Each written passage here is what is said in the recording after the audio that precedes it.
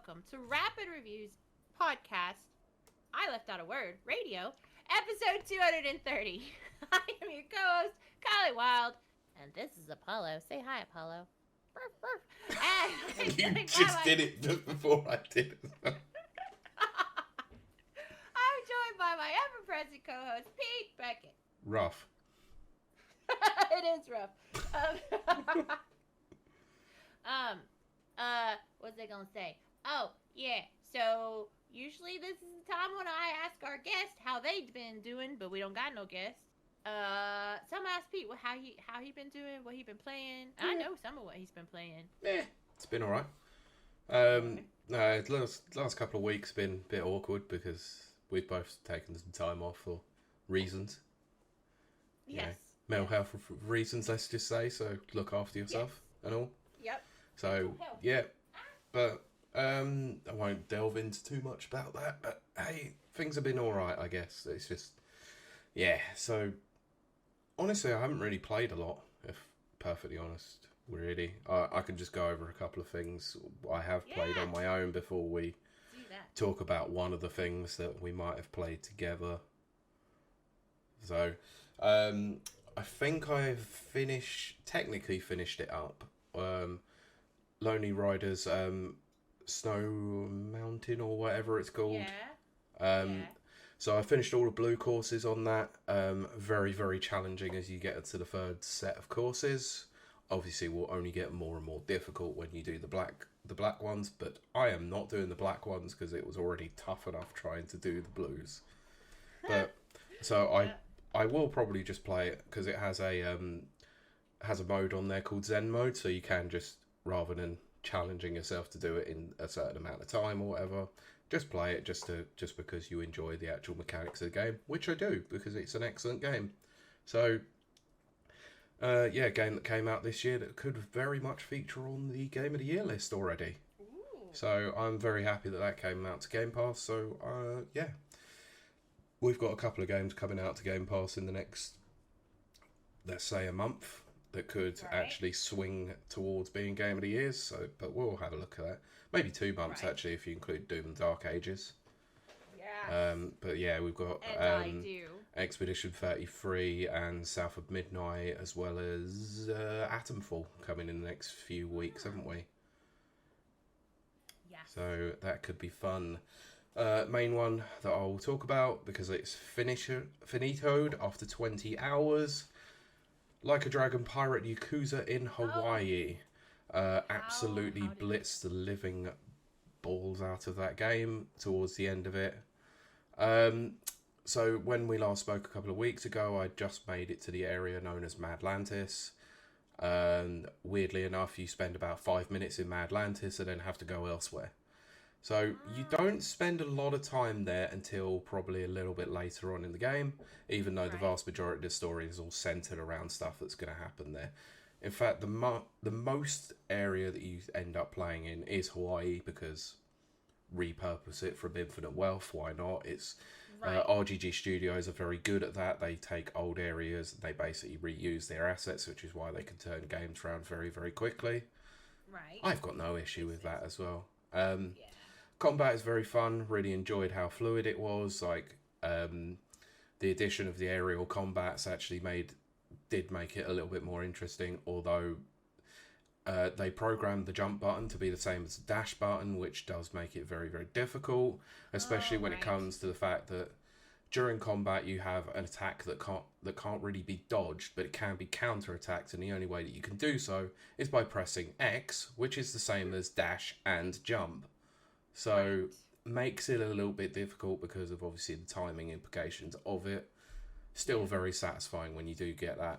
It plays very much like a traditional like Dragon / Yakuza game where you spend money to upgrade your skills. You spend money to deal with all things on your ship, which is great.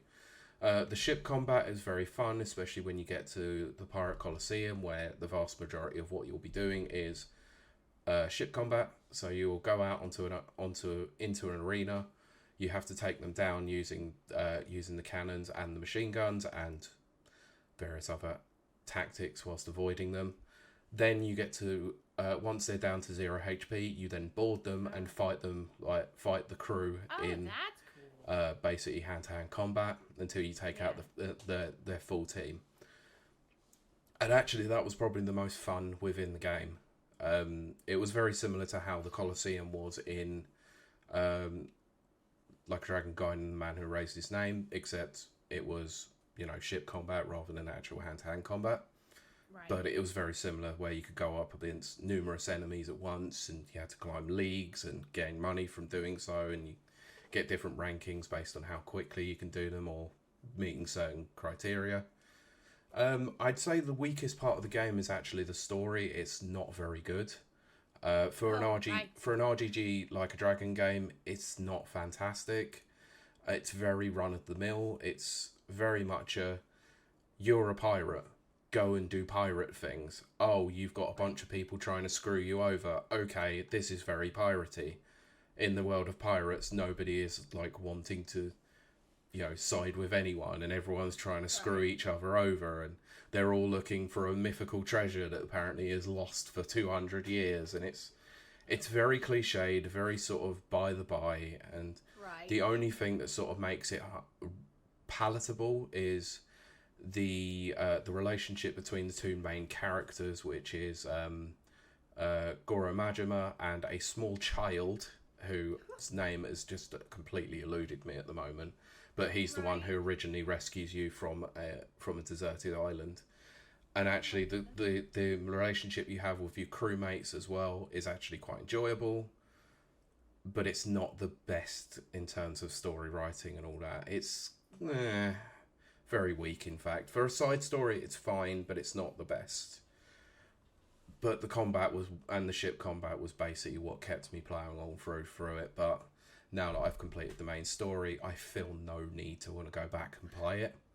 So it's not a terrible game. It's just not an enjoyable one. Don't use it as your first excuse to go and play a Like a Dragon game. None of the story elements will make any sense to you. You could go and play it, because it's quite standalone in that respect, but I just don't feel you're going to enjoy it as when it comes to the rest of the series, because some of it has real stakes, based on obviously what's happened before. But the game did finally get me in the post-credit sequence. There is something that happens that I won't reveal, obviously, but it got me, and that's always what RGG do best. Excellent. And the side content was not too bad in this one as well. It could have been worse, but yeah. Final thoughts on Like a Dragon, because I won't talk about it much anymore until I start playing all the rest of the series. This is probably a solid 7 out of 10, maybe 8 out of 10. Or if we're going by the rapid review scale, it's a 3.5. Yep. 3.5 out of 5, which is, it's probably not going to make the Game of the Year list, but it's still, I'm glad I played it, because it's still, fundamentally, if this is a weak entry, it's still strong by comparison to the rest of the other games that seem to be coming out. Yeah. So, yeah, it could have been worse, but yeah. Looks nice. That engine that they use, the Dragon engine, is still, whilst it is aging, is still brilliant. Still very, very nice. Yeah. Well, that's good. It's very good. Yeah. So, I'm out if anyone wants to redeem another claim. Cool. Kylie, what have you been playing and how have you been? I have been playing Doomy Doom, which I love and adore, and will love forever, because it's amazing. And then we played Split Fiction. Yeah, I was waiting for you to bring this up so we could talk more about it. I do think I need to explain that we were supposed to play it on Monday, but I did not download it in time. Yeah. I did not know it was going to take 4 hours. I thought it was only going to take 2. No, admittedly, mine took absolutely ages because it's quite a large game. I didn't think it was going to be as large as it was. That's what she said. But I did finally get it downloaded. So we played it on Wednesday, and we really just hit the intro on Wednesday. We didn't really delve into it as deep. We kind of got the basic storyline down, which is, so it's as Nana kept saying in my chat that Ferris is not, or however you say his last name. Joseph Ferris, yeah. Ferris, it is Ferris. He's not subtle. Of course he's not. But none of his games have been subtle. I mean, You look Yeah. at It Takes Two and Dr. Hakim, which was the Love book, and it is so on the nose all the time. Yeah. Like, it wears its references on its sleeve. It uses it. It very much has its inspirations all there. But anyway. But then, and then, what did I do on Friday? I don't remember what I played on Friday, which is probably a bad thing. I mean, I know Thursday, obviously, we were playing that, but you played a bit of Powerwash, didn't you, as well, just to kill the time? I did, just to kill some time, but that was the same day we were playing. Yeah. I don't remember what I played, but I know that on Saturday, me and Pete played, played on Split Fiction. This time, we got to do really awesome cool stuff. Okay, Yeah. first of all, the bosses are really difficult. I'm not real cool about that. I don't really like that. I actually think the bosses aren't the most difficult. There are some elements in it that are sort of like that do sort of feel like bullet hell, which I've got no issue with.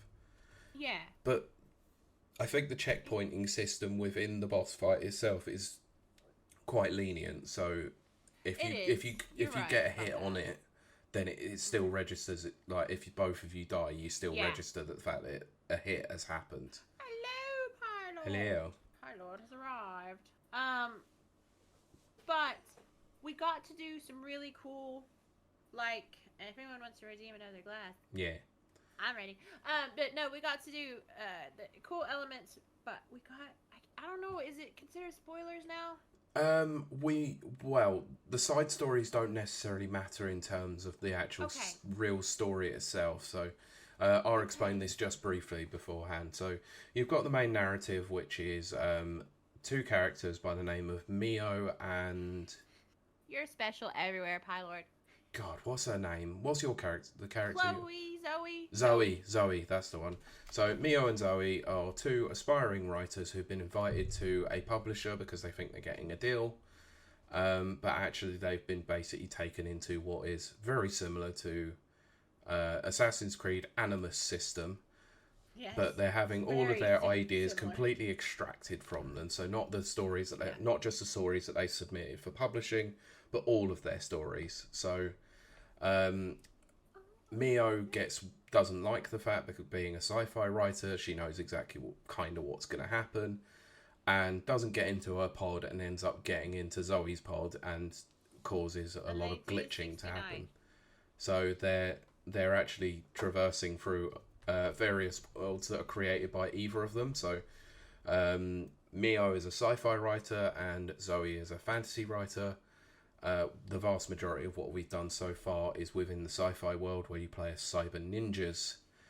Yes. But this leads into the fact that there are certain aspects where you get parts of bubbles that appear which are side stories. So in the first session we did a side story that was very much set in ancient Persia, very much like playing Prince of Persia. Very similar. And it was fun. But Kiley, I'll let you take this one because you were bawling with laughter. I think we both were, to be fair. We both were, and I'm going to make that a highlight and probably post it to YouTube as well because it was unbridled joy. We jumped into this fantasy side story, and it took a little, like half a second to register, but we were pigs. Now, not only were we little piggies that were adorable and cute, and holy crap, that whole section was cute. Pete got fart power. Now, if you know me and my channel, I absolutely love when they give characters fart power. It's a throwback to Abe's Odyssey, which was one of my favorite games. And I would push the fart button, it would make my mother laugh, which was all I ever wanted to do. So I was like, I love games that have fart power.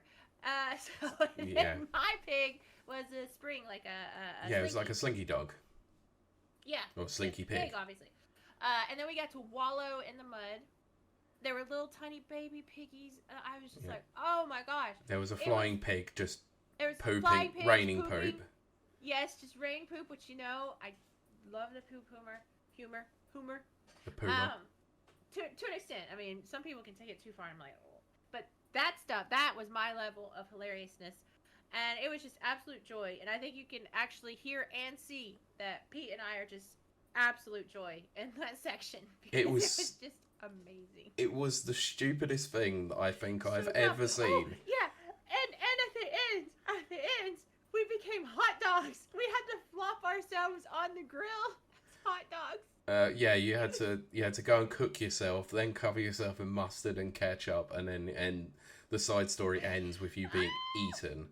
Yeah. To which Mio is then asking, "What the hell is this all about?" It's like, "What better?" And Zoe's like, "What better way to basically teach people about how hot dogs are made?" Exactly. She's like, I wrote it when I was 6 or something like that. Which is funny because a little personal story. I am a professional writer. No, not under this name, so don't even try it. But I am a professional writer. Have been like forever. And my first story, I also wrote. Well, I was writing way before 6, but at 6, I wrote a story about a pen and a pencil, and the pen was a detective, and they had to like find out who stole the apples. But it was so funny because apples featured so heavily in this section. Yeah. And I was like, that is very like 6-year-old-ish. You know, that's very like on target for a writer. Yeah, because the section is to get through all of it. You have to go through a door that is hungry for apples, so you have to find 2 apples to get through. Yes. And one's in an area that obviously each player can use their respective powers to get through. Yeah. So Taker says, "What a bunch of wieners." I saw that. Yeah, it was awful. I'm gonna redeem my own wine. Go for which it. Is not wine. But yeah, so I think I said it at the time, and I was being tongue in cheek when I said it, but I think you probably were as well.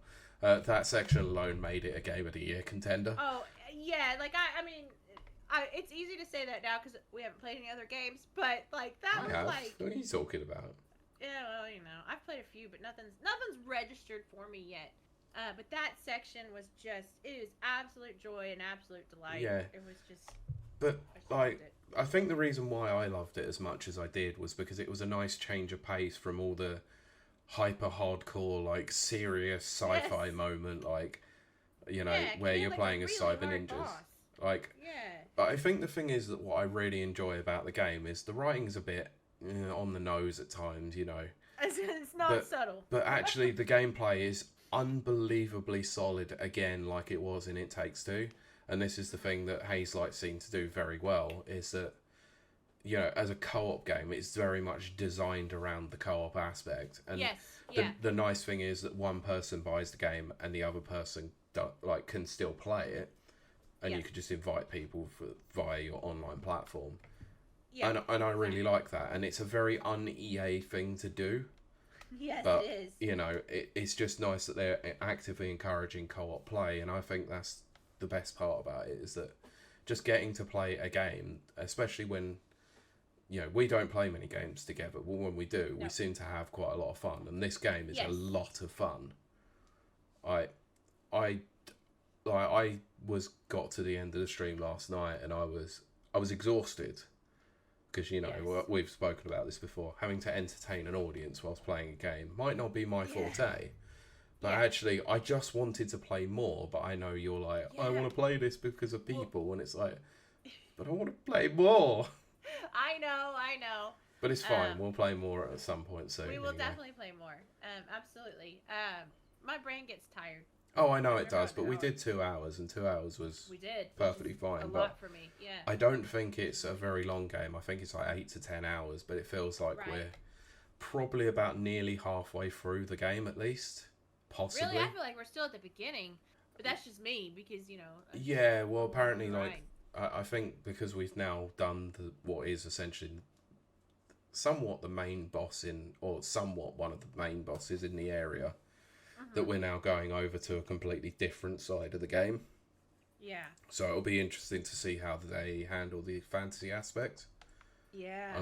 I wonder what kind of powers we're gonna get from there. Is it gonna be very sword and sorcery, or is it gonna be more powers? Yeah. More far powers. Let's do it. More far power. Yeah.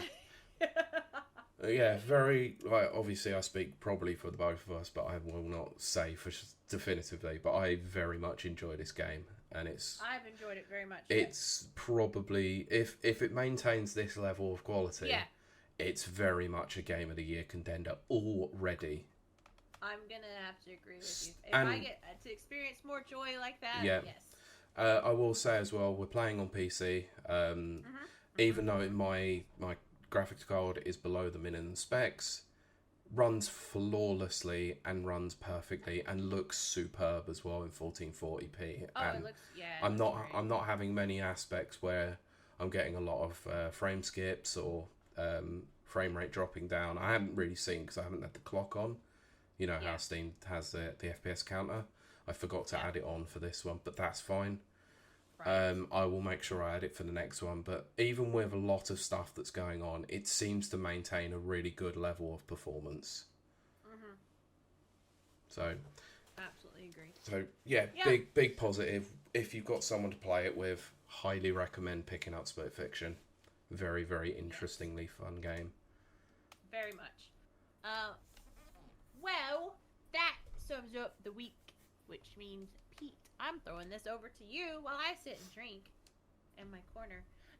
Can you tell us about the week's news, the news week news? The news that happened in the week, whatever. News you can use, as we called it, I think. All the news and reviews you can use on Rapid Reviews. Nice, it works, I guess. So, this time around, big shock horror. I know there have been some, but we're not actually going to talk about any layoffs. I can't believe it! You better believe it. But we are going to talk about something that is, and the first two stories are going to be particularly hot topics, let's say, and very apt. So, I don't know if you saw this whilst we were off. There was a discussion, or there was a lot of talk going around about a certain PlayStation character being AI used. Oh no. So it got taken away.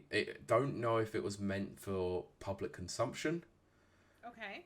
But the protagonist from the Horizon series, Aloy, they ended up creating an AI version of it that could answer questions and give spoilers from the game and various different things like that.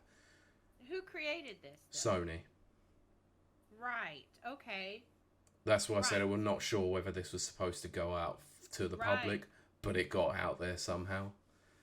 So, people have been having some discussions about it, as you can imagine, with AI being a very hot topic at the moment when it comes to the video games industry. And the most prominent name that has come up from this, that has made some comments about it, is Ashley Birch. If you don't know who Ashley Birch is, she is actually the voice and the mocap artist for Aloy herself. Yep. So, let's read this story. These are all from VGC. All the articles will be linked in the show notes, obviously, once this goes live. So, Aloy actor Ashley Birch has said that she is worried about the future of video game performance as an art form following the release of a video that appeared to be an AI-generated version of her character. So, this week a video surfaced, and bearing in mind this was from the 16th of March, so yeah, it was probably at the back end of last week. Video surfaced that appeared to be an AI performance double of Aloy, which is her character from the series. The video, which seemingly wasn't meant for public consumption, has caused a stir online, especially in light of the current SAG-AFTRA strike around this style of AI performance. So now the original actor, Ashley Birch, has said that while developer Guerrilla Games reached out and assured her that this video wasn't reflective of anything that was currently being worked on, she worried for the future of the industry. I want to talk about AI Aloy, Birch posted in a TikTok video. I saw the tech demo earlier this week. Guerrilla reached out to let me know that the demo didn't reflect anything that was actively in development.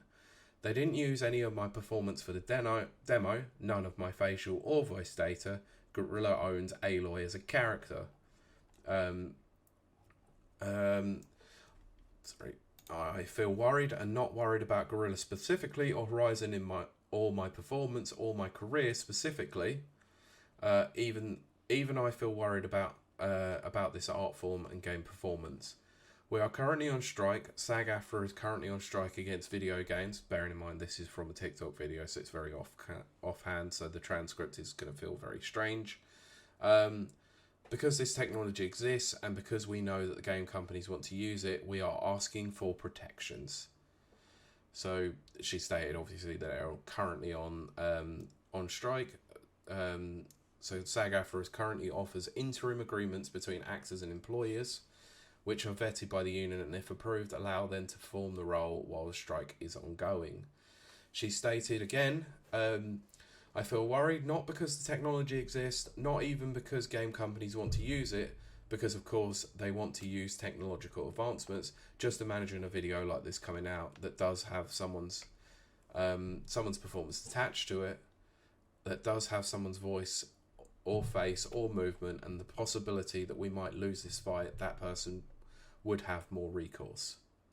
So anyway, I'm not going to go any further with this. I think she's stated everything that she feels about this. So yeah, as a whole, she feels very, very concerned about the way the state of the video games industry and probably the general medium of performance capture, voice artists and all that is going to go in with AI being a major thing. Yeah, I mean, I absolutely believe that AI has its uses, 100%. But I think that it really skirts a dangerous edge. Yeah. You know, when it is used in that way. So I mean, in some ways, I totally get that. Especially if it's like your face and your voice, you know. But we just have to see how it goes. It's a whole new technology. It's unexplored territory, and they're gonna have to just wing it and see what, you know. I mean, to be fair, what doesn't. Let's say it's not necessarily a new technology. It's newer in terms of the scope and the scale in which it's being used, because deepfake technology is being used for like the last probably 5 years. But this is where it's starting to have a real performative impact on various different industries, such as video games, music, film and TV. And I think these are all mediums where creativity and the human touch really takes hold, and it needs to be humans rather than AI doing it.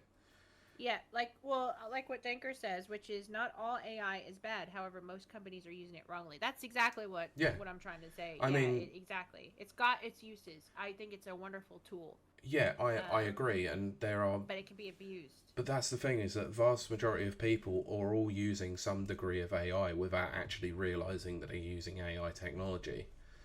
Yeah, you know, anyone who sits there and goes, "Well, I don't use Google Assistant or Siri or, you know, Google Nest or Home or anything like that." Well, what do you think you're using if you're using those? You're using a form of AI. Same with Cortana when that was available like 10 years ago. You're using a form of AI that is using the internet to perform searches for you. Yes. So it's you know, it is awful, obviously, that there are companies willing to abuse it to create asset flip games and stuff like that. But if you utilize, like you said, and you put it perfectly, if you utilize AI in a really good way, yes, you can cut down on costs whilst also keeping the human aspect of the medium there. If you're using it solely, then what you can create is a soulless product. Yes, exactly that.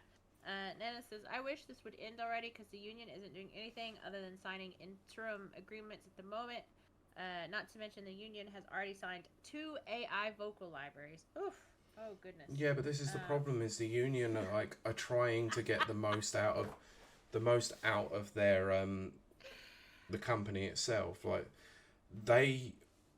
whilst they want actors and actresses paid because it means that they're going to keep paying their union fees, they can only do so much. Like, and unions are not necessarily always the best way about going with these things. Yeah, I mean, that's true. Like, they are a money-making scheme endeavour in some respects, and look at how badly SAG-AFTRA completely screwed the pooch when it come to the Hollywood strike. They backed down far too easily. Well, I do like what Pylord says, which there's a new AI being developed by a Northern Irish company. It's called That's Us Now. So what's funny about that? Well, that's what they say here is That's Us Now, but it's That's Us Now. There is a scene in Game of Thrones in the last season, the first episode of the last season, because they used all Northern Irish extras. Yeah. And they're tossing a dead body in the wagon, and he pats the dead body, and he goes, "That's us now." And I was like, "Yes, yes." Very nice.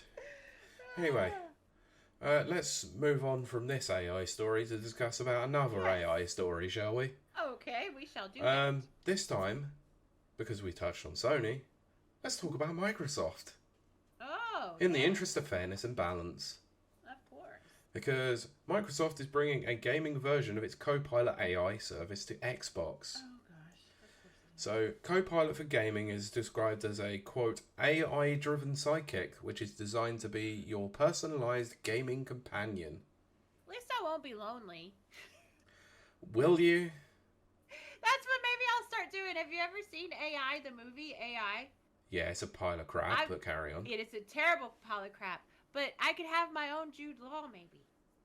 Why does anyone want an own Jude Law? That's terrible. Look, it looks nice in the movie, is all I'm saying. And if I could have and not be lonely, hey, I'm for it. I am for AI. I will date AI.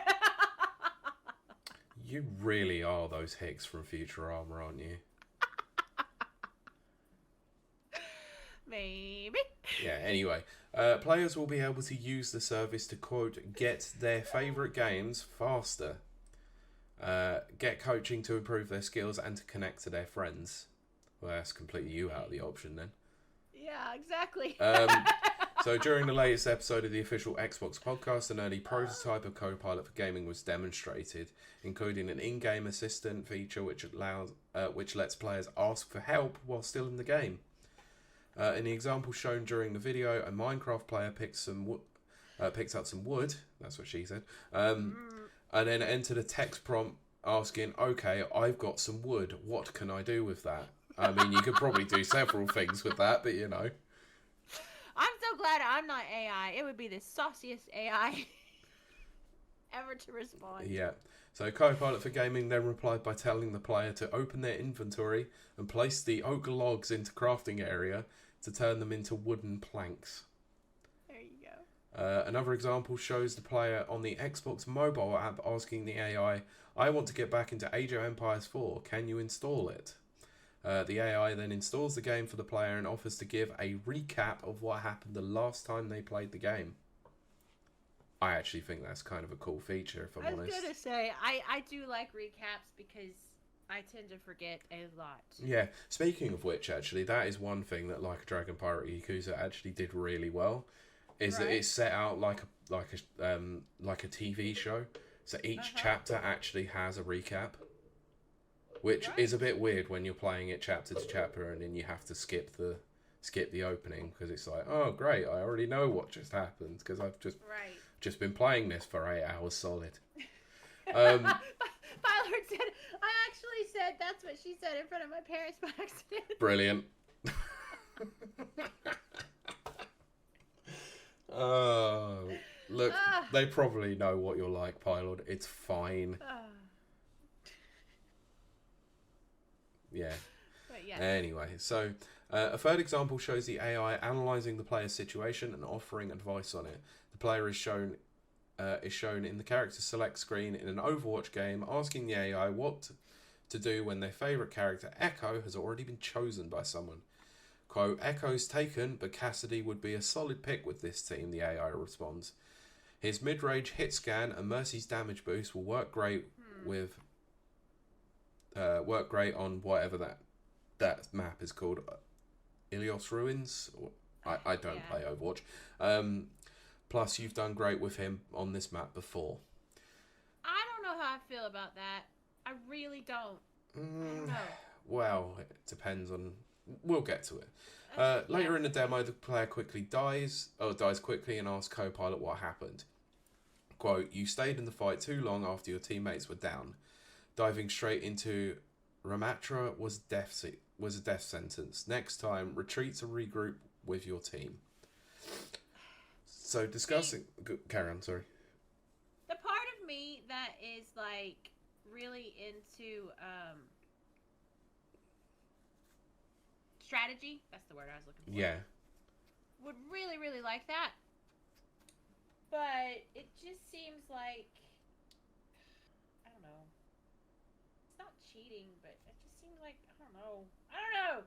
I think it takes away half the fun of the game, isn't it? Or in that respect, it's like, well, surely the best thing that you could be doing on a 5v5 hero shooter game like Overwatch is actually talking to your team and saying, right, this person's picking this person. So, like with Marvel Rivals or saying, someone is picking Doctor Strange, so someone else would pick Wanda because they work quite well together. I don't know. I don't play Marvel Rivals, you know, but but it would be a better way, like it would be like with squadding up on Halo Infinite or something. It's like, so what build are you using? Oh well, I'm using shotgun.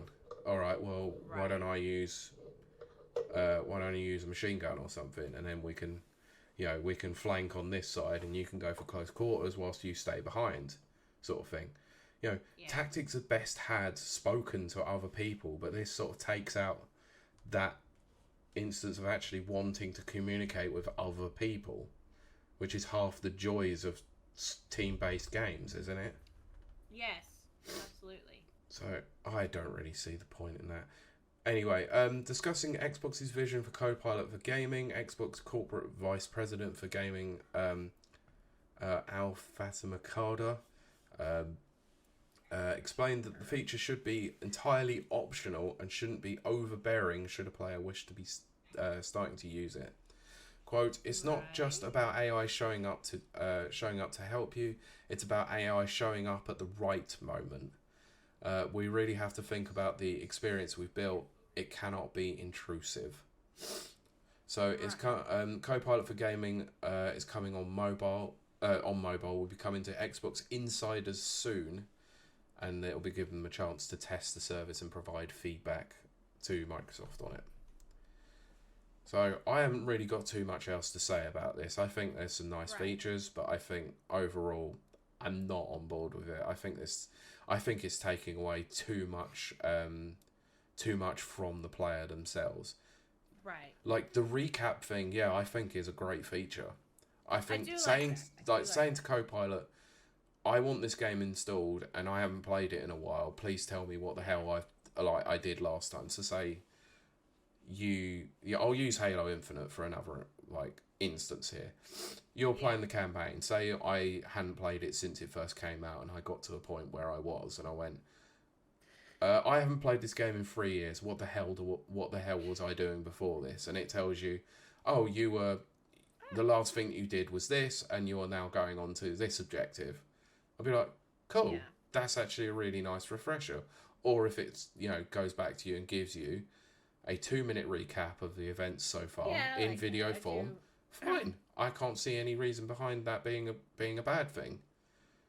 But it's the intrusive nature, and they say that they don't want it to be intrusive, but inherently it is intrusive by saying, "Tell me how to play a game."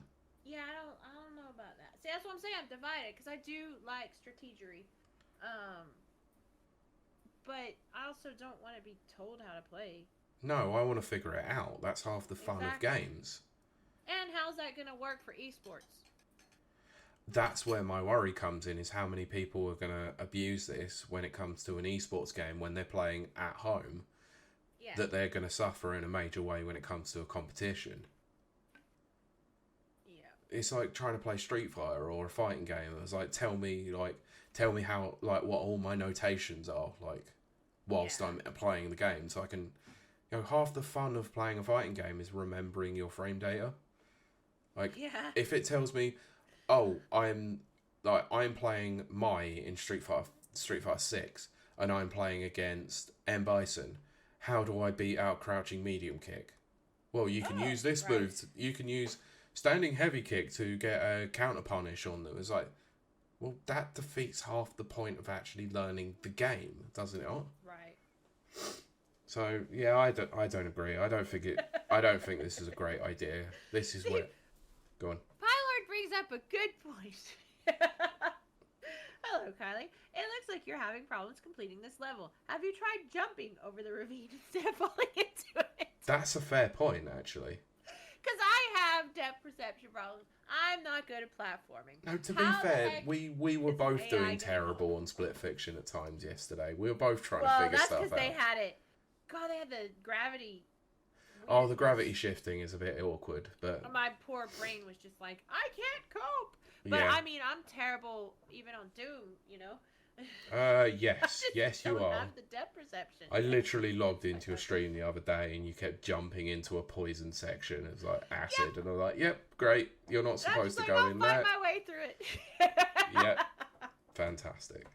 So, exactly. Yeah. Do you want to hear some cope? Some huge cope. Sure, okay, let's... I love cope, by the way, because this is fantastic. Yep. And also, it involves a certain someone that we've had some very strong opinions about in the games industry. Oh. So let's talk about it. Because the writer of 28 Days Later says he thinks The Last of Us was better written than his movie. Now, when he says The Last of Us, does he mean the TV show or the game? Oh, we're getting to that.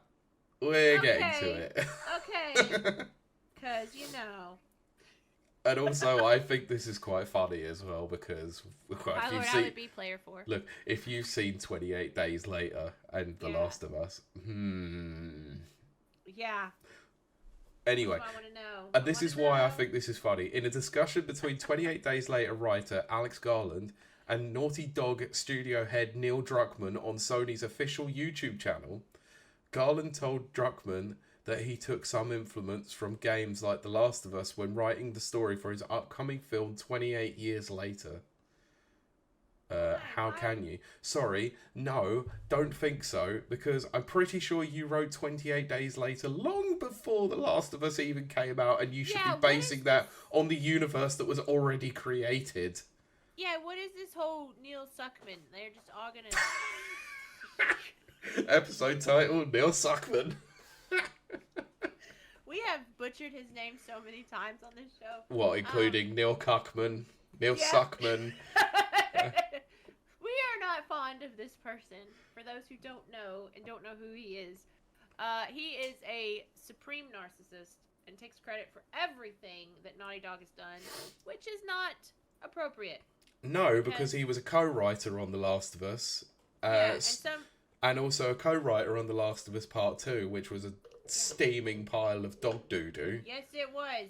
And it's probably, as much as I loved and I adored The Last of Us TV show, I'm probably not going to watch the second season. I actually went back and re-watched The Last of Us TV show this week. They rushed those last 2 episodes. They're terribly rushed. No, episode 8 is still a decent enough episode. It's episode 9 that is the biggest problem. Like terrible. They go through that last 2-3 hours of the game in 40 minutes, and it is awful. No, 44 minutes I think it is. It's not good. Daker says Suckman better than Blowman. Yeah. But yeah, it's just awful. Yes, Kylord, exactly. 28 years later was the sequel to 28 Days Later, wasn't it? Yeah, exactly. Yeah, exactly. And that was in 28 weeks later and all that stuff. That he wrote that Alex Garland, years, 2000. Alex Garland and Danny Boyle basically created that in the early 2000s, like 2001, 2002. So he can't say that. And The Last of Us came out in 2013, so it is impossible. It's like, I know 28 I don't know why years. They do this. I know 28 years later is obviously one that's been waiting for many years to be made, and obviously there is a time lapse in The Last of Us of 20 years, but it is a bit ridiculous for Garland to be absolutely on his knees worshipping. I'm not going with where I was originally going with the on the knees thing. You could also say on the knees for Suckman. Yep. Oh god, that's also another potential website. And yeah, I would agree with Nana here. Like, he took the wind out of the sails from Amy Hennig Exactly. pushed out a female creator, one that was well revered within the games industry, to take control of Uncharted and made it worse. Made it way worse. And also, Steven did make me giggle with what he said. Okay. Anyway, let's carry on with this. So, Garland recalled that his original script for the film involved the virus from 28 Days Later being weaponized against China, but that director Danny Boyle wasn't really interested in that story. Quote, I was thinking, why doesn't he like it? Garland said. And I thought, oh, because it's just not that good. That's the reason. I see the problem. And so then I thought I should be much strange. What? And so then I thought I should be much stranger with this, much odder. Brilliant. Yeah, this is an interview on a YouTube channel. Transcript not good. Yeah. So I came up with a completely different story, which in trust had a Last of Us connection. And this is one of the odd things, is the degree to which we ever exist independently of narratives that precede us. And The Last of Us had such an impact on me that I'm not surprised. Shut up. Yeah, Shut up. Why? Sorry. Why are they just... 28 Days Later is very, like, the Rage virus is very much based on the original George A. Romero's, like Dawn of the Dead series. Like, if you want to go back... a very creative take. It is a very creative take. Like, I've got no issues with the 28 series. I think 28 Days and 28 Weeks Later are really good. 28 Weeks Later, not as good as 28 Days, but... But we know how I feel about Cillian Murphy. So. Yes. I love it. I like Robert Carlyle, which is why I like 28 Weeks Later. Don't get me wrong, I love Robert Carlyle as well. Yes. Yeah, very much. I think they're fantastic films, and I'm really looking forward to 28 Years Later. I've been looking forward to it for years. The first trailer to it looks amazing. And supposedly, Cillian Murphy is a zombie in that. Amazing. Supposedly, if you look in the trailer, or the teaser, he's in there. Yeah, which wouldn't surprise me, but look, I don't really understand what all of this is about. It's like, why do we have to sit on the altar of Neil Druckmann being this incredible creator? He's not that good. You know that episode of South Park where they were like, smell their own farts? Yeah, the San Francisco one. Yeah, this is solely it. That's...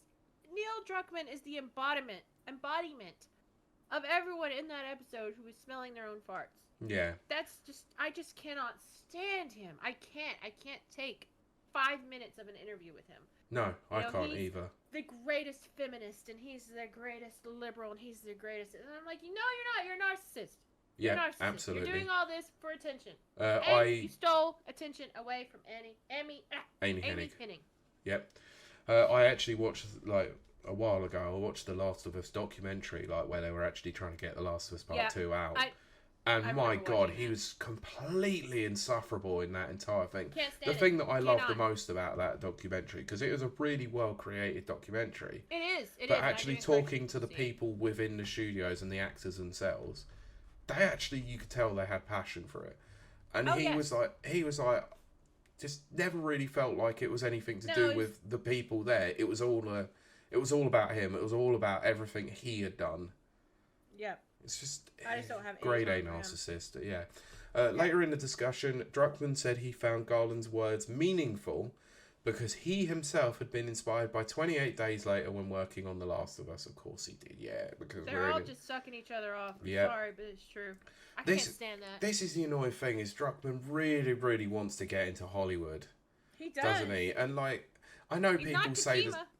That's what I was just about to say. Everyone says the same thing about Kojima, but at least Kojima is honest about it. Yes. Jesus Christ, he pushed out so many actors because they didn't fit with a certain pomp, And why am I... David Hayter.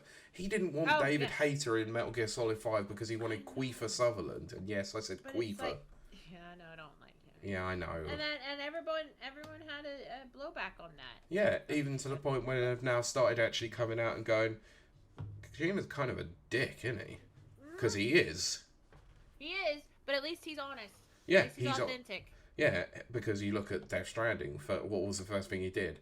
Guillermo del Toro, Mads Mikkelsen, Lea Seydoux, and Norman Reedus were like the main characters within the game.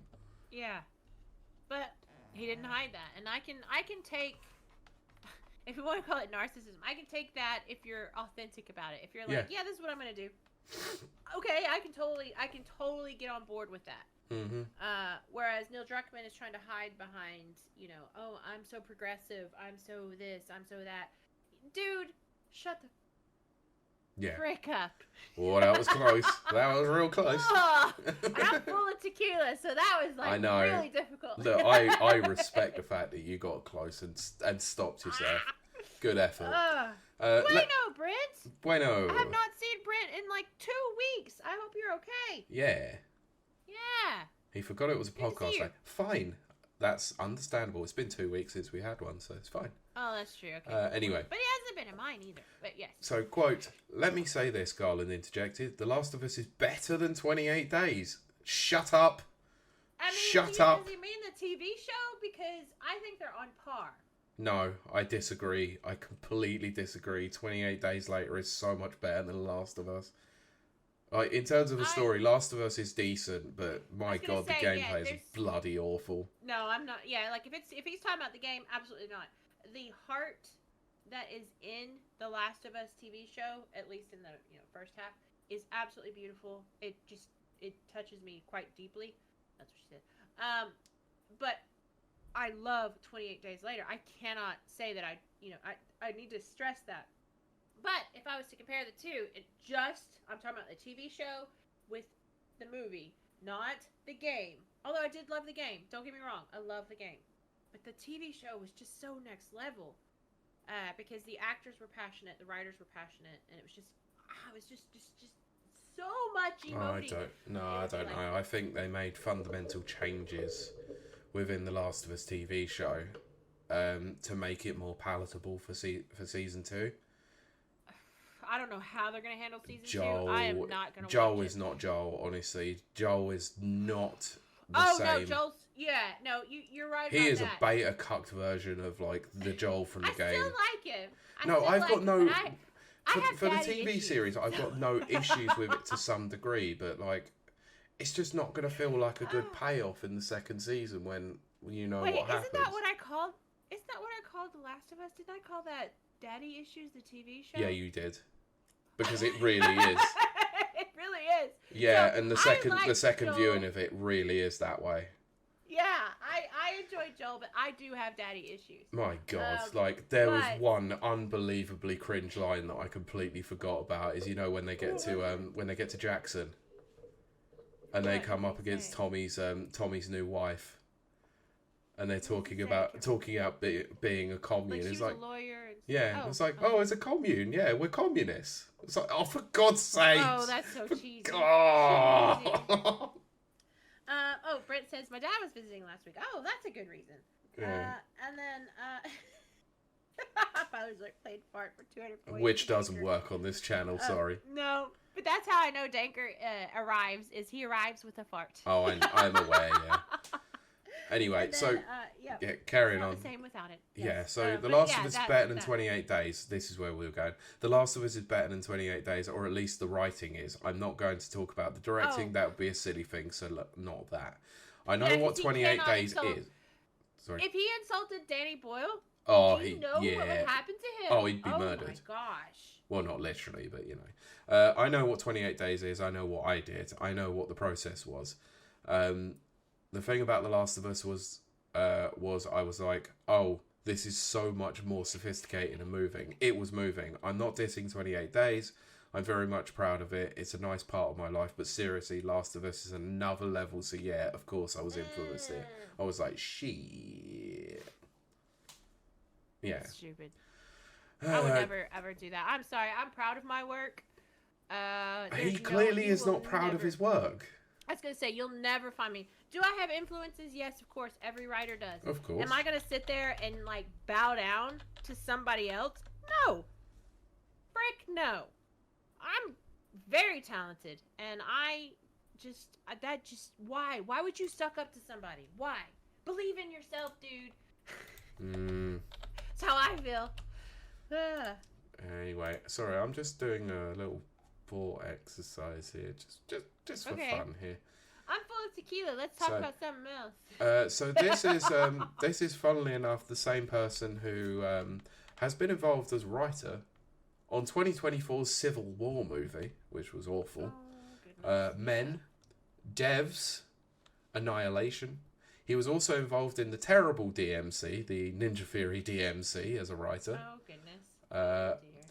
Annoyingly, but he's done great things as well, such as Sunshine, which is another Danny Boyle movie. Mm-hmm. The Good Dread from 2012 with Carl Urban. Right. And Ex Machina, which is a freaking amazing movie. Oh, yeah, so it is. This guy is hit and miss, as definitively speaking. Right. He does some great stuff, and he does some stinkers. So he should not be pooping on one of his best screenplays. Yeah, you can't do that, dude. It does not, like, acting humble and docile and all this stuff about your work does not, like, raise your esteem. No, it doesn't. You right. have to sell yourself. Yeah. Anyway, I want to finish off this article because we've got a couple more that we need to go through. So yeah, Druckmann responded by stating that the characters of David, who was the main antagonist in the winter section of Last of Us, was directly inspired by the third act of 28 Days Later. Rip off. There's a direct link between the fast infected in 28 Days Later and the infected in Last of Us. It's like they're sick. They're not rising from the dead. They move quickly. There's a direct line between Act 3 of 28 Days Later and maybe it's the Einstein quote of creativity is knowing how to hide your sources. But with Act 3, there's a direct line between that and David in The Last of Us. Nah, screw off. Dumb. Anyway, yeah, I'm done with this article. I can't be bothered with the Cuckman Suckmann. So. Yes. Shall we talk about an actual creator who has a lot of influence within the video games industry, who knows what they're talking about? Yeah, it's already 9 o'clock. I am so sleepy. Oh, I know. We've got a couple more stories. We'll power on through anyway. Let's talk about Masahiro Sakurai. Yes, admittedly, this has got a little bit of bias in my respect. Who is Masahiro Sakurai? Well, he is the creator of Kirby and Super Smash Bros. What an absolute legend. So, he has been quoted in recently as saying that Japanese developers should focus on making games for the Japanese market instead of trying to appeal to Western players. I mean, I actually don't disagree. Hold the fort. Let's get into it and find out what he actually said. Okay. So earlier this month, it was announced that Sakurai had been listed as one of the recipients of the Art Encouragement Prize for New Artists, given by the Japanese government Agency for Cultural Affairs. Rather than achieving the award for any of his video games work, Sakurai's honour is instead for his YouTube series, Masahiro Sakurai on Creating Games. It's a good YouTube channel. I'd highly recommend it. Right. For those who are interested in game development and design. Basically, so it's essentially like an educational thing for how he comes up with his ideas, how he creates stuff, how he goes through the processes and everything. It's a really, really good tool if you're interested in any aspect of game development. Last week, Sakurai collected his award and gave an interview to Japanese entertainment news website Entax, as spotted by Automatron. In which he said that he felt that Japanese studios should focus on what domestic audiences like rather than trying to make a game that may appeal to the West. According to Sakurai, Western players buy Japanese games with the expectations that they will provide something different from Western developed games, so there's no need for Japanese studios to adapt. I agree with that. Absolutely. Let's hear the quote in full before we make full comment, shall we? Quote, it's not necessarily my own idea, but the trend in the video games industry, the trend in the games industry is that Japanese people should go for what Japanese people like.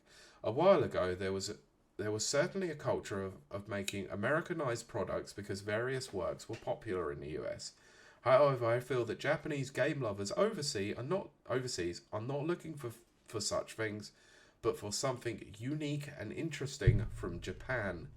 In other words, I think the ideal is to make games the way you like them, and the people who can accept them will enjoy them. Now you can have your thoughts. I agree with that. I actually absolutely agree with that. And now you're starting to wonder why I put this in the news, because I wholeheartedly 100% agree with this statement as well. In much the same way as that Americanized game developers should be making games for westernized audiences, and if Japanese players want to play it, go for it. Exactly. Japan. Japan. That's a Street Fighter reference. Thank you, Kylie. That was the joke.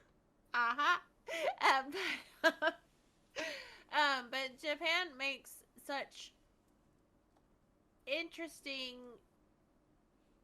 I don't know if that's the right word, like cultural games. Yep. That are so uniquely Japanese.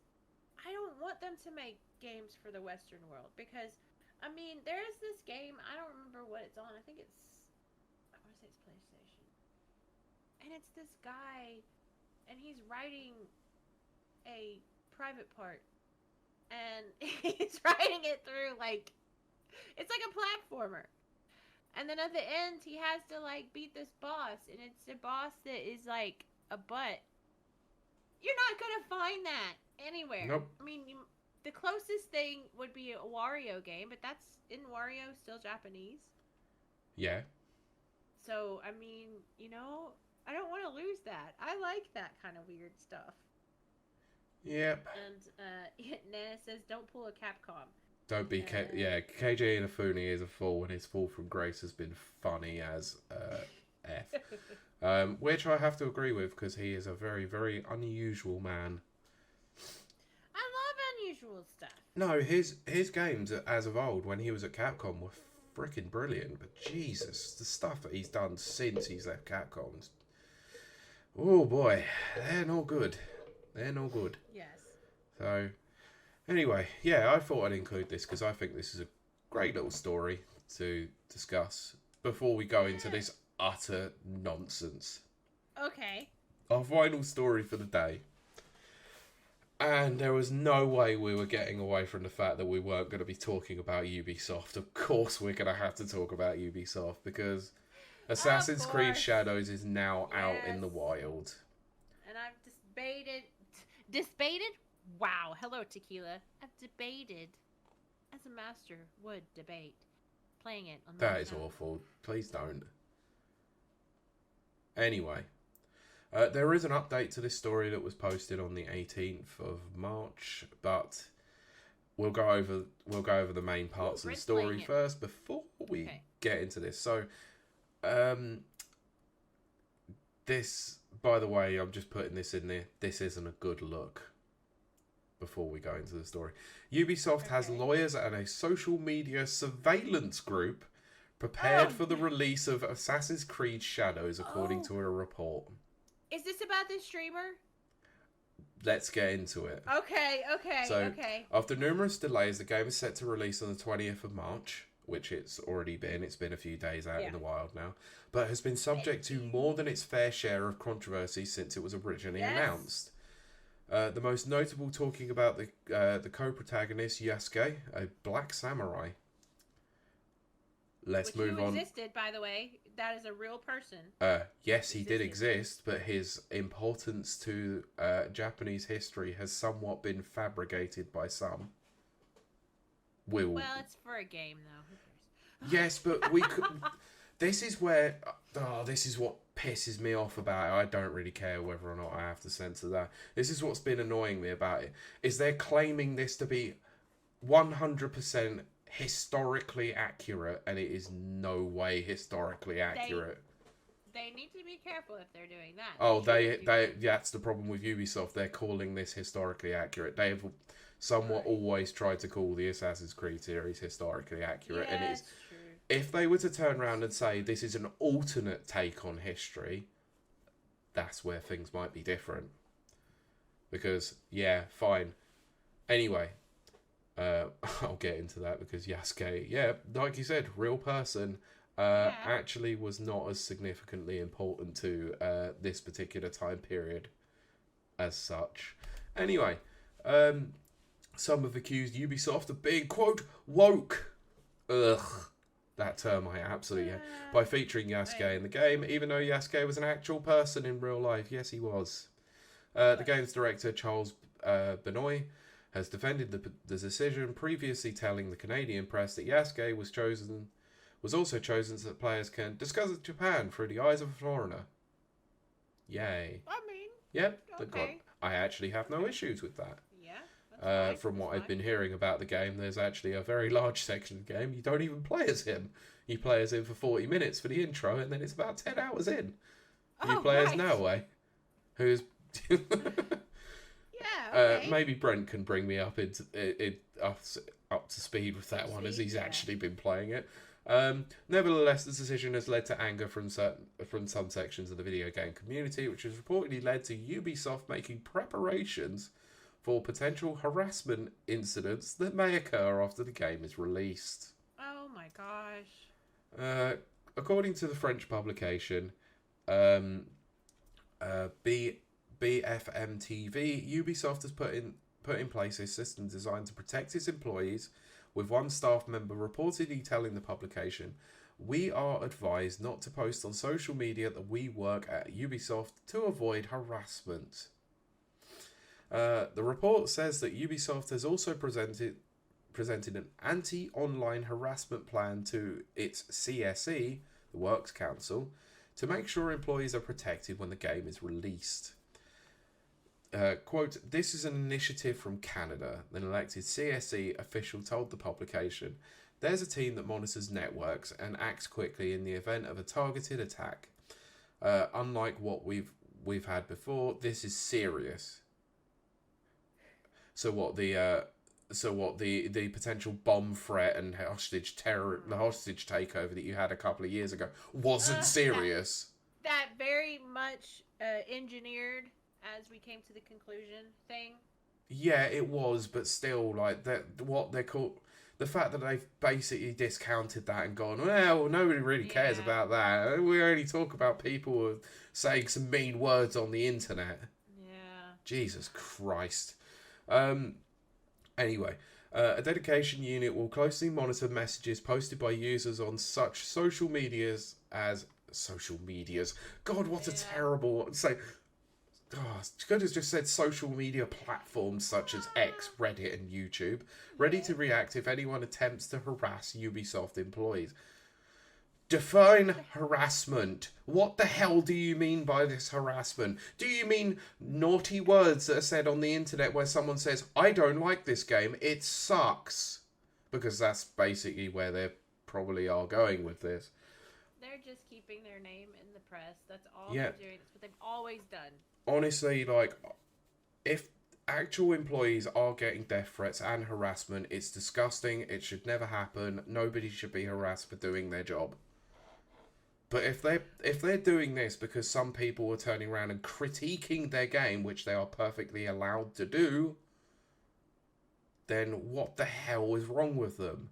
This is an overreach and an overreaction from a company that has seriously been struggling for the last several years, and they need a win, and they're like, we're going to silence everyone who hates this game because we really need a win right now.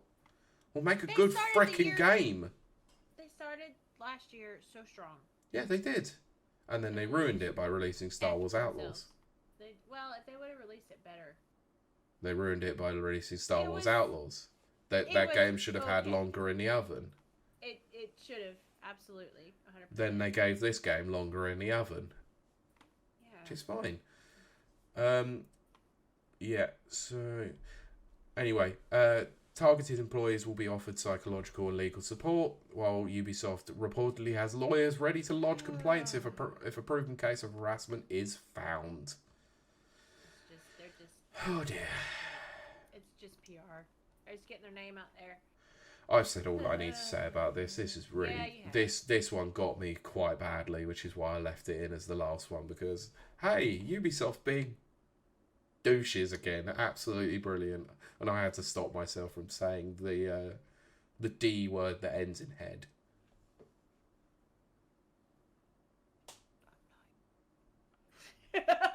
Let's just say it's a phallus-like object. Oh, yes. Yeah, yes. that's what I meant. I got called that this week. Anyway. Yeah, exactly. That's the news for this week. Hope you enjoyed that rage. Yay! Brent says a friend told me about a new controversy. Do tell. Daker was saying that they have a snap election in April in Canada. But yes. Yeah, we'll go through the main points of this because we've had a few chats. So, nothing is good is a good look for Ubisoft at the moment, to be honest. And I said this is a side note thing, but man, I really hate grifters so much on this. Yes, there are a lot of people out there that have been grifting so hard on this particular game, and yeah, it's quite poor if I'm honest. They've basically shifted the conversation of nearly everything now, because with Assassin's Creed Shadows, the main topic should not be about grifters being dumb. It should be about this: is this game enough to save Ubisoft to help them survive more than I'd like to save 3 years? I agree. This game could potentially make or break their company. I'm gonna agree with that. I had such high hopes for them. And then, Nana then also said, honest to God, I forgot about that. I had that bomb threat. Yeah, I didn't, because we did a show on it. We did a big news topic on it, didn't we? Yeah. Well, we did, and Kieran was here, and we all agreed that it was a PR stunt. I think we did all agree that there was a potential that it was fabricated to some degree. Yeah. Brent said that a friend told me about a new controversy, something about being able to destroy sacred relics in the game. Oh dear. Brent, you did not miss the layoff segment because we didn't have a layoff segment this week. I forgot what our layoff jingle was, which is a terrible thing, but yes, we didn't have it this week. I mean, it was surprisingly a happy jingle for something as heinous as layoffs, which is... Because it's like, layoffs. Yeah, I think it was, which is quite bad, but anyway. Hang around and find out who's laid off. Anyway, that's our show for this week, so Kylie, do you want to wrap the show up? I'm going to wrap this rapid reviews up. But Pete, before I do that, where can they find you out there in Never Neverland? You can find me dealing with social media on Twitter or X or whatever you want to call it, and Blue Sky. Rapid Reviews Radio, search us on there. I don't do much of it apart from post the episodes out, but you can also hear my voice. You don't see it, you just hear it. On the Never Watchers, which is a film and TV show related podcast where myself and Kurt will do either a movie that we haven't watched before or we do MCU coverage. Quick note on that, we did record an episode for Captain America's Brave New World, but the audio was bad, so I had to cut it, and we're going to redo it again when it comes to Disney Plus. So if you've been waiting for that, then apologies for that. We are back this week. We're going to be recording in a couple of days, where we're covering a sports movie, actually, this time around. Yeah, a sports movie based around football, or soccer in the US, with a certain Mr. Martin Sheen. No, is it? No? Christ. I can't remember who it is. Michael Sheen. Michael Sheen, sorry. Michael Sheen. The Damned United. The film about the 44 days spent by Brian Clough at Leeds United. Right, okay. Anyway, yeah, so if you're interested in that movie, or if any movies and TV shows, check out the Never Watchers on most good and some bad podcast players. Dager's like, I heard the track, mumble mumble hulk, mumble mumble crap. How did he get a pre-release episode? Because I think if you've listened to any of the Never Watchers stuff, then you know full well you can definitely predict it. Yes, absolutely. I'm not giving my thoughts. I think you probably know what my thoughts are. But we're still gonna wait to find out. Yeah, Kylie, what about you? Where can I find you? Your streams, and what's your schedule for this week? Well, you can always find me over at twitch.tv/KILEY KLEY_WILDE. Monday, Wednesdays, and Fridays at 7 p.m. UK time. I might back it up a bit. I might be starting at 6:30. Just cause, no reason. I don't know. I'm bored and lonely. But Fair. on Mondays we play FPSs. So we call it Mayhem Mondays. Wednesdays we play weird games. That's our weird game Wednesdays. And then Fridays we play Fridays. We play scary games. Most of which Danker and Brent have sent me several suggestions. So I have a lot to choose from. The game I will be playing. I haven't quite committed to Mondays yet. I had an original thought and then maybe not. So we'll see how Monday goes. But Wednesday, we finally finished Me-Side or Me-Side or however you pronounce it. Very big numbers over on YouTube. Thank you very much. So that's good. But that is now, the sun has set on that game. We're going to be playing a absolutely bat poop insane game on Wednesday that I hope everyone loves. I previewed it and it's just like, it's going to be nuts. It's going to be absolutely nuts. So stick around for that. And then Friday I still haven't decided because like I said, I have a lot of options to go through. But I am kind of thinking that I might just do Resident Evil 8. I might just start that. I think you should. I really enjoy it. I like it. And did you play any of the DLC that came with it? I did. Yeah, one of the best DLCs is the Rose DLC. Oh, what, for 8? On 8. Yeah, for 8. Oh, okay. I played the DLCs for 7. I know you did. That's what I was saying. Is yeah. if you didn't play any of the DLCs for 8, then you should definitely do that. No, I did. Well, I haven't played them on stream. So I'm thinking I might do 8 because I just watched Call Me Kevin. He went back through it himself. Mm-hmm. And I was just like, oh, I really do like this. Like, I really do. So I might do that. And then sometimes, because I am a Hitman streamer, so sometimes on Tuesdays and Thursdays, on Saturdays, I might do some Hitman streaming. So you guys do. Those are surprise, though. Those are even, that's just a surprise to me. I'm just like laying around going, I'm lonely and I'm bored. So I'm going to go stream Hitman and hopefully people will come and talk to me. Yeah. So always pay attention to that. Yeah, also we're probably going to try and do Split Fiction again at some point. Yes. We're not too sure when because schedules have got all that. Yeah, so be aware that the schedule could change at any second because I have to wait for Pete to say, I'm available this time. And so it might, it might be a Wednesday. It might be a Saturday. You know. This is the joys of having a life, unfortunately. Yeah. See, Pete's got a life. I ain't got no life. That's why I need AI to hurry up. I need my AI Jude Law. God damn it. Just had to bring back the AI Jude Law, didn't you? I did. That's the only way I'm going to end up with anyone, Pete, is if it's an AI robot. Which I'm fine with. That's cool. They just have to like to eat food. But that's going to do it for us, I think. I think so, Zadu. Yes. Unless you got anything else to add, Pete. Do you have anything else to add? No. Then that's going to do it for us.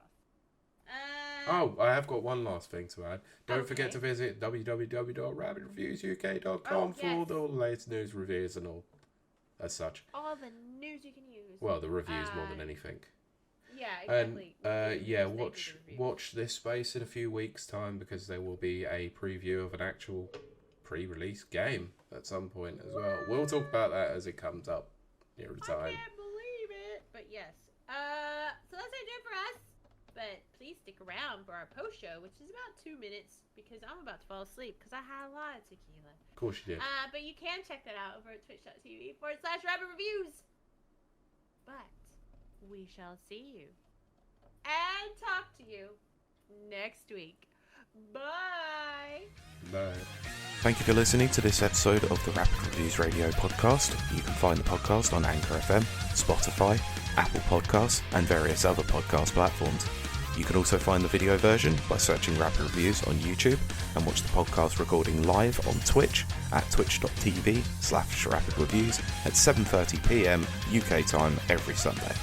Please make sure to follow the podcast on Twitter at RRRadioPod, and for all the latest reviews, visit www.rapidreviewsuk.com or on Twitter at RapidReviewsUK.